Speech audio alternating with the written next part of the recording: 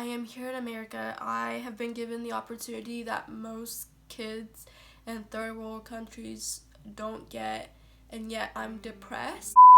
So I had absolutely no intentions of filming this video, but with November being Adoption Awareness Month, I have been seeing a lot of adoption stories being told on Instagram, and I just felt like this is the right time to make a video like this and to open up about my personal story of just being adopted. Ignore the many layers I have on. It is really cold in my room and I currently have COVID, so I am randomly getting body chills. Before I start, I just want to say I am not making this video for pity or anything like that. I just simply want to be open and real with you all about my personal experience with being adopted, and hopefully through my openness, somebody out there who might feel alone can feel like they have somebody that understands where they're coming from. So to begin with, I was adopted from Ethiopia, Africa at the age of 9. Up until I was about 7-8 years old, I lived with my grandma. My mother passed away when I was a baby and nobody knew who my dad was, and so my grandma raised me. But then when I turned 7 or so, she ended up being diagnosed with HIV. HIV was like a very common disease there. So from age 7 on to 8, I spent a lot of time taking care of my grandma, and she was kind of worried that if she were to pass away, I wouldn't really have anybody to take care of me, so she put me into an orphanage. This orphanage wasn't your typical orphanage. There was only like 10 kids in it, and we actually called it a home. We didn't really call it an orphanage. So then I got adopted to America at the age of 9. I was adopted to a family of there's six of us. So I have 4 brothers and 1 sister. Everybody in my family is actually adopted. My 2 older siblings were adopted from here in America when they were babies, and then my 2 little brothers were adopted from Ethiopia as well in 2008, and then me and my brother got adopted together in 2009. But none of us are actually like blood siblings, but I mean, we're siblings. So I transitioned to my life here in America like fairly smoothly. It was nice being adopted with my brother because we kind of had each other. And we did not know any English, so the language barrier was probably the first obstacle that we faced. But looking back, like to my younger years, really, like it was great. I was just happy to have a family that loved me, happy to have all these opportunities that I would have never gotten if I had stayed back in Ethiopia. Everything was honestly like going pretty good in my life until my 8th grade year, going into my freshman year. My parents actually ended up getting a divorce, and that shattered my world. I mean, like, if you have divorce parents, which I know a lot of people do, you understand this is hard. I remember thinking like I was never prepared for this, because when I was in Ethiopia, when we were told we were gonna get adopted, and this isn't a diss at them or anything, but they made it sound like America was going to be this like heavenly place, a place where there's not gonna be any struggles, a place where everything is gonna be perfect, you're gonna have perfect parents, you're going to have a perfect life, you're gonna have a lot of money, and it's all going to be pure joy and pure happiness. And we were expected to feel so thankful and so grateful to be one of the very few people who got this opportunity to come and live in America. Like, I can't even explain to you how people in Africa view America. Like, people view it as literal heaven. So when I came here and my parents got divorced, it was like a reality check, because I was like, hold on, like, that is not what the people in the orphanage told me. That was not what my 9-year-old self envisioned. So that was hard, but I remember thinking, well, I need to get over it. Like, this is not a big deal. There's still people in Ethiopia and Africa and other third world countries where, like, they wish they had my life, you know? At least I still have two loving parents. They may not be together anymore, but at least they love me.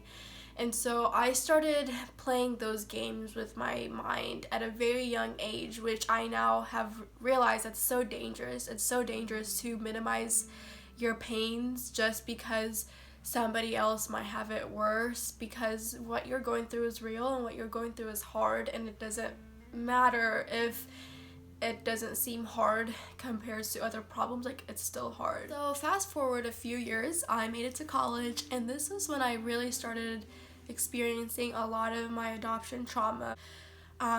Growing up, I was always like a very happy kid, was like super involved. I always tried to cause like as little problem as possible. I was like the good kid. I didn't want my parents to have to devote too much energy to me, because I knew they had enough to deal with having 5 other kids. So I never talked about my emotions. I would always put a smile on my face, and when it was time to feel and to cry, I would just do it behind closed doors, and I would just do it in my room, and then I would snap out of it and pretend like everything was okay. And that was not a very good way of dealing with things, because I got to college and all of a sudden it all just spilled out. For some reason, all the trauma that I had gone through as a little girl like started coming to the forefront of my brain. And I remember, like, when I was younger, I would convince myself some of the trauma that I had gone through wasn't real. I think that's kind of how, when you're younger, that's how you protect yourself. You tell yourself these stories to make it look like the hard things didn't really happen. But when I got older, I think my brain just was like, wasn't gonna let me play those games anymore. And so I started kind of remembering the days where I would go to bed like hungry, the days where I would sit next to my grandma's bed watching her die and not knowing like what was gonna happen to us. And I think the hardest was, for the first time ever, I realized like I was sexually abused when I was a little girl, and for the longest time I had just convinced myself that wasn't true. But once I got to college, I realized like it really did happen, and that was a lot to deal with. So that's kind of when I started dealing with a lot of like depression and some anxiety, which was all so new to me, because like that just wasn't something I'd ever dealt with. And I always thought people who said that they had depression were faking it, because in my head, like, unless you were a starving kid in Africa, unless you really have gone through hard things, then you couldn't be depressed. Like, how could you be depressed? You have all these things here in America.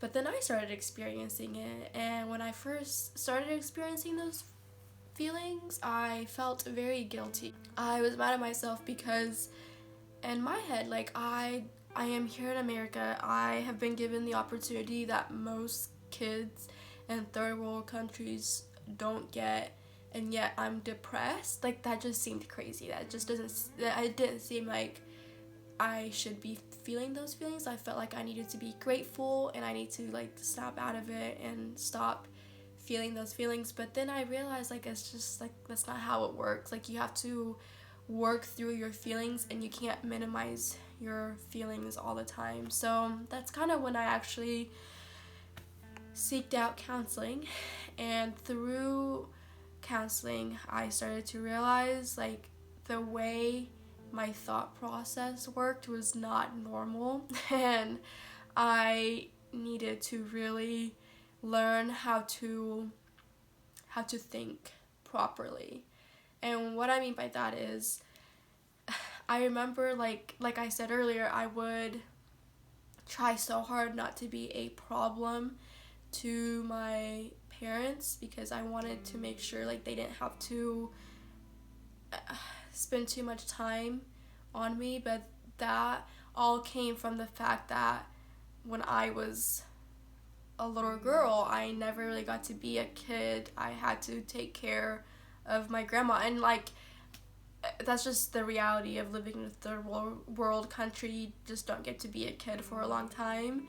So my mind never really knew how to be a kid, and that's not okay. Like, your childhood years are some of the most formative years of your life, and I spent those years of my life in a pretty hard environment. So I really had to start realizing like some of my thought process was not where it should be. So through counseling, that's kind of when I started dealing with all the hard stuff. But nobody really tells you this part of adoptions, and I don't think anybody even prepares even parents for this part of the adoption story. We are so in love with the idea of getting to help that child out that we kind of forget about like what is gonna happen to the child once he or she starts realizing like all the trauma they had endured. So yeah, I mean, that is my adoption story. I mean, there's obviously a lot to it, but that's the gist. And again, I wanted to make this because I want you to know, like, if you are adopted and you feel a sense of emptiness, if you feel just sad sometimes and you just don't really know why, if you feel like you're alone and that nobody understands, that you're not alone, and it's just a really odd part of life that not most people can relate to, but there are some people out there who can relate to this, and they are professional who have done a lot of studies on this. And so my first advice to you is seek for like professional help. This doesn't make you weak. I remember thinking like, I can't go to a counselor or look like I can't handle this on my own, and that's a really wrong way of looking at it. So make sure you seek out for professional help because it will help you tremendously. And also just try to reach out to those who might understand you more. You can reach out to me. I am always available on Instagram. If you want to DM me, I'll link my Instagram down below. I can do more videos on the topic, so if you want to go ahead and subscribe and comment down below, feel free to do that. But I personally have realized like it's been so nice to talk to other people who are adopted. I actually met one-on-one with a girl that's adopted from Ethiopia like a month ago, and it was so refreshing because a lot of the things we were saying was like, oh my gosh, there's somebody else in this world who gets it. So definitely reach out to other people. You'll be surprised by how relatable your story can be. So, but again, I hope this video doesn't come off as like a poor me kind of deal, because it's not why I made it. I just want to open up about my story and help you realize you're not alone. That is all I have for today. Don't forget to go ahead and subscribe to my channel. Feel free to check out this video I'll have on the screen, but until next time, bye.